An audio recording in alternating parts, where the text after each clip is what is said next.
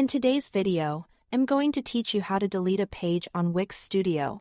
To get started, open your site in Wix Studio so you are inside the editor and ready to make changes. Before deleting anything, it's always a good idea to quickly double-check that you are working on the correct site, especially if you manage more than one project. That way, you can avoid removing a page from the wrong website by mistake.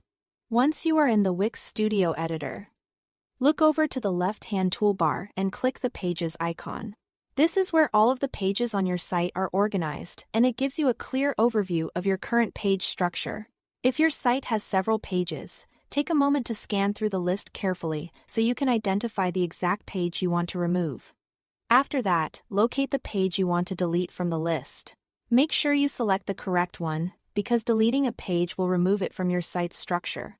If you have pages with similar names, slow down here and confirm you are choosing the right one before moving on. Next, open the Page menu. To do this, hover over the page name or click it, depending on your editor view, until you see the More Actions icon, shown as 3 dots. Click those 3 dots to reveal additional options for that page. This menu is where Wix Studio places several page management tools, including the Delete option. From that menu, click Delete. As soon as you do this, Wix Studio will usually show a pop-up notification asking you to confirm the action.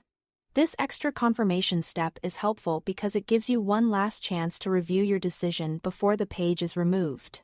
When the pop-up appears, click Delete Page to confirm.